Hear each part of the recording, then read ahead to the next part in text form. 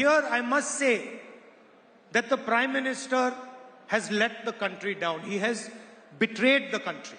ഇവിടെ എനിക്ക് വളരെ പ്രധാനമായിട്ട് പറയാനുള്ള കാര്യം, ഇതുപോലുള്ളൊരു സന്ദർഭത്തിൽ ഈ രാജ്യം ഭരിക്കുന്ന പ്രധാനമന്ത്രി ശ്രദ്ധ പുലർത്തുന്നില്ലെന്ന് മാത്രമല്ല, രാജ്യത്തെ വഞ്ചിച്ചുകൊണ്ടിരിക്കുന്നുവെന്നാണ് എനിക്ക് പറയാൻ. I do not use the word lightly. I am using the word precisely because I believe that the Prime Minister has betrayed the country when he signed the US deal. ഞാൻ ഈ കാര്യം ലഘുത്വത്തോടു കൂടി പറയുന്നതല്ല. ഞാൻ ഈ വാചകം വളരെ ലളിതമായിട്ട് ഈ വാക്ക് വളരെ ലളിതമായിട്ട് ഉപയോഗിക്കുന്നതല്ല.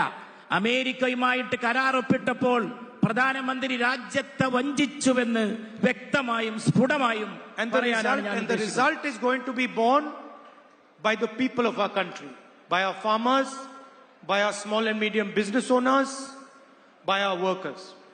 ഈ കരാർ നമ്മുടെ രാജ്യത്തെ ജനങ്ങളെ വളരെ ഹാനികരമായി ബാധിക്കുമെന്ന കാര്യം തീർച്ചയാണ്.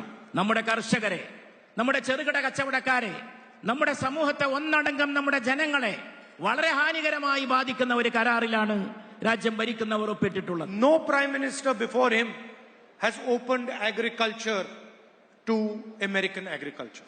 ഇതിനു മുമ്പ് ഒരു പ്രധാനമന്ത്രിയും രാജ്യത്തിന്റെ കാർഷിക രംഗം ഒരു വിദേശ രാജ്യത്തിന് വേണ്ടി തുറന്നു കൊടുത്തിട്ടില്ല. Large American mechanized farms are going to compete with small Indian labor intensive farms. വളരെ വലിയ സാങ്കേതിക വൈദഗ്ധ്യമുള്ള സ്ഥാപനങ്ങൾ ഇന്ത്യയിലെ കർഷകരുമായിട്ട് മത്സരിക്കുന്ന ഒരു സാഹചര്യമാണ് പുറത്തു നിന്നും വരുന്ന ഈ പുതിയ ആളുകളുടെ ആഗമനത്തോടുകൂടി, കരാറിലൂടെ തുറന്നു കൊടുത്തിട്ടുള്ളവരുടെ ആഗമനത്തോടുകൂടി. The result is going to be devastation in our agricultural sector, devastation for our cotton farmers, our corn farmers, our dal farmers, our fruit farmers. നമ്മുടെ ഭക്ഷ്യവിഭവങ്ങൾ, നമ്മുടെ ധാന്യങ്ങൾ, നമ്മുടെ പയർവർഗ്ഗങ്ങൾ അതെല്ലാം കൃഷി ചെയ്തുകൊണ്ടിരിക്കുന്ന കർഷകരെ തകർക്കുന്നതാണ്. ആ കാർഷിക മേഖലകളെ മുഴുവൻ തകർക്കുന്ന രീതിയിലാണ് ഈ അമേരിക്കയുമായുള്ള കരാർ ചെന്ന് അവസാനിക്കുക. And our soya farmers, soybean. അതുപോലെ നമ്മുടെ സോയാബീൻ, ഈ മേഖലകളിലെല്ലാം നടക്കുന്ന കൃഷിയെ തകർക്കുന്നതായിരിക്കും ഈ കരാർ. The second thing the Prime Minister has signed away is our energy security. Energy security.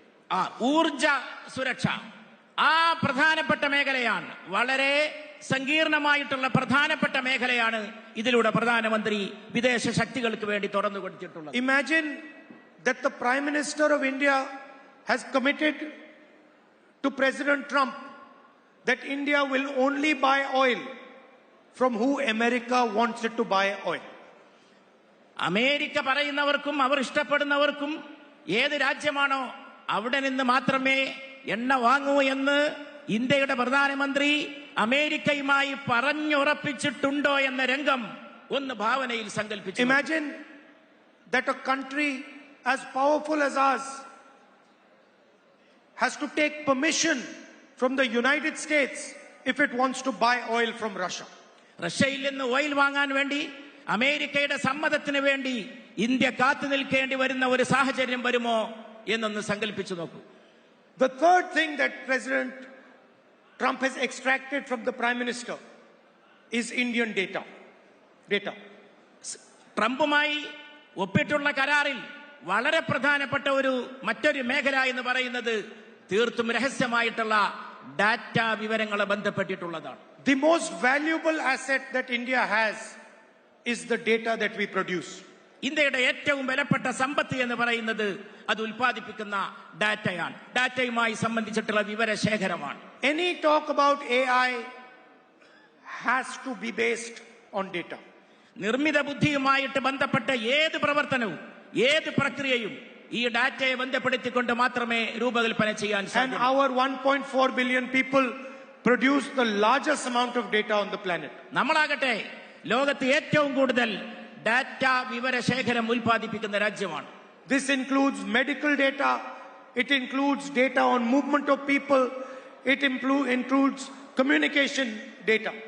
ഇത് ചികിത്സാ രംഗത്തുള്ള ഡാറ്റ, വൈദ്യശാസ്ത്ര രംഗത്തുള്ള ഡാറ്റ, ജനങ്ങൾ സഞ്ചരിച്ചു കൊണ്ടിരിക്കുന്ന അവരുടെ യാത്രവുമായിട്ട് ബന്ധപ്പെട്ടുള്ള വിവരങ്ങൾ, അങ്ങനെ വളരെ പ്രധാനപ്പെട്ട വളരെ വികാരസാന്ദ്രമായിട്ടുള്ള വിവരങ്ങൾ അടങ്ങിയിട്ടുള്ള ഡാറ്റയാണ് ഇതിലൂടെ നഷ്ടപ്പെടുന്നത്. All of it has been signed away by Prime Minister Modi.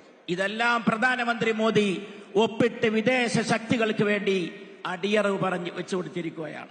And the final thing he has done, he has promised President Trump that we will buy billions of dollars of imports from the United States. 9 lakh crore imports from the United States every year. 9 lakh crore ഓരോ വർഷവും അമേരിക്കയിൽ നിന്ന് അത് വിലമതിക്കുന്ന സാധനങ്ങൾ വാങ്ങുമെന്നതാണ് ഈ കരാറിൽ ട്രംപുമായി ഒപ്പിട്ടിട്ടുള്ള മറ്റൊരു പ്രധാനപ്പെട്ട വ്യവസ്ഥ. I am pretty certain that no Indian Prime Minister would do this under natural circumstances. ഒരു പ്രധാനമന്ത്രിയും രാജ്യത്തിന്റെ പരമാധികാരത്തിൽ വിശ്വസിക്കുന്ന ഈ രാജ്യം ഭരിച്ചിട്ടുള്ള ഒരു പ്രധാനമന്ത്രിയും ചെയ്യാൻ ധൈര്യപ്പെടാത്ത കാര്യമാണ് ഇതിലൂടെ പ്രധാനമന്ത്രി. I am confident that Narendra Modi would not sell the Indian farmer Indian data under normal circumstances.